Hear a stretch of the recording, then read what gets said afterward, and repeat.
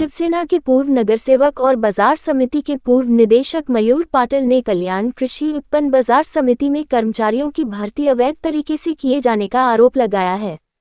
इस संबंध में उन्होंने मुंबई उच्च न्यायालय में एक याचिका दायर की है और बताया है कि इस मामले की सुनवाई 24 सितंबर को होगी। इस बारे में बात करते हुए मयूर पाटिल ने कहा कि मार्केट कमेटी की भर्ती प्रक्रिया में अध्यक्ष, निदेशक मंडल और पूर्व सचिव के रिश्तेदारों और परिचितों को प्राथमिकता दी गई। पाटिल ने आरोप लगाया कि यह साधारण सेवा भर्ती अवैध तरीके से और सभी नियमों व शर्तों का उल्लंघन करके की गई। आइए देखते हैं इस पर क्या कहा मयूर पाटिल ने। नमस्कार, मी मयूर पाटिल, माजी संचालक कृषी उत्पन्न बाजार समिती कल्याण। कृषी उत्पन्न बाजार समितीच्या भरती संदर्भात मी नेहमीच विरोध केला होता।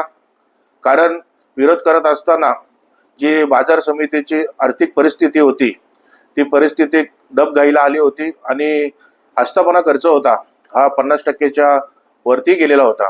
त्याच्यामध्ये ही सरळ सेवा भरती करणे म्हणजे एक बेकायदेशीर होते आणि सर्व अटी शर्तीचा याच्यामध्ये भंग होत होता।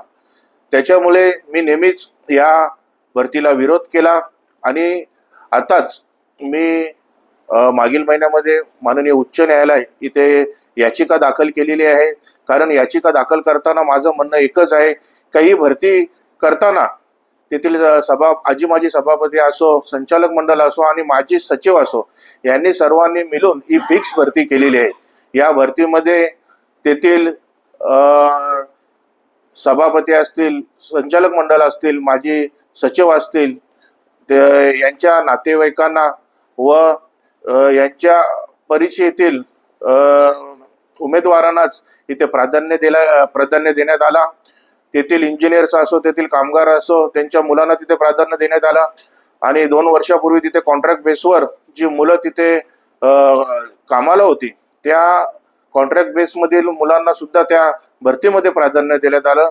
माझं तिथे एकच म्हणणं आहे की ही भरती करत असताना ही भरती ही बेकायदेशीर आणि सर्व अटी शर्तींचा भंग करून ही सरळ सेवा नोकर भरती केलेली आहे। त्याचा मी नेहमीच विरोध करेल आणि ह्या सर्व गोष्टी मी संचालक असताना तिथे सभागृहामध्ये मी मांडल्या होत्या आणि त्या ठरावामध्ये सुद्धा मी तिथे विरोध केला होता।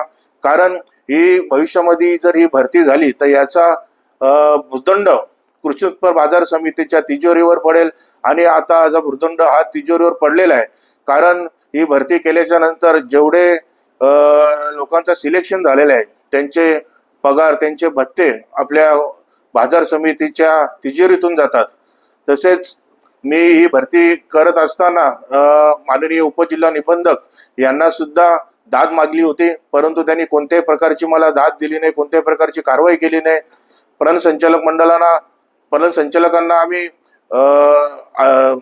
दाद मागली होती, त्यांनी सुद्धा कोणत्याही प्रकारची त्याच्यावर कारवाई केली नाही। म्हणून आम्ही उच्च न्यायालयामध्ये याच्या संदर्भात दाद मागलेली आहे आणि त्याच्यामध्ये प्रतिवादी म्हणून शासनाचे सचिव असतील, पणन संचालक असतील, जिल्हा निबंधक असतील, सभापती, संचालक मंडळ यांना आम्ही तिथे प्रतिवादी केलेले आहे। मला भरपूर लोकांचे या संदर्भात फोन आले की ही भरती करत असताना ही भरती ही सभापती, सचिव व माजी सचिव व संचालक मंडळ यांनी आधीच ही भरती फिक्स केलेली होती आणि लाखो रुपयाच्या स्वरूपात लोकांकडनं, कॅन्डिडेटकडनं यांनी आधीच पैसे घेतले होते। म्हणून ही भरती करण्याचा घाट या समितीने केला होता। कारण आमची संचालक मंडळाची मुदत ही 21 एप्रिल 2024 रोजी पंचवार्षिक कमिटीची मुदत संपली होती आणि आमच्या या समितीला तेव्हापासून 6 महिन्याची मुदत वाढ होती आणि या मुदत वाढीमध्ये स्पष्टपणे शासनाकडून लिहिलं होते की तुम्ही कोणताही धोरणात्मक निर्णय घेऊ शकत नाही आणि या धोरणात्मक निर्णय घेऊ शकत नाही असं लिहिलं असताना सुद्धा या सभापती व संचालक मंडळ यांनी तेथे ही अनधिकृत बेकायदेशीर सरल सेवा भर्ती केलेली आहे। शहर की ताज़ा तरीन खबरों के लिए हमारे YouTube चैनल को सब्सक्राइब करें। अगर वीडियो अच्छी लगी हो तो लाइक और शेयर करें।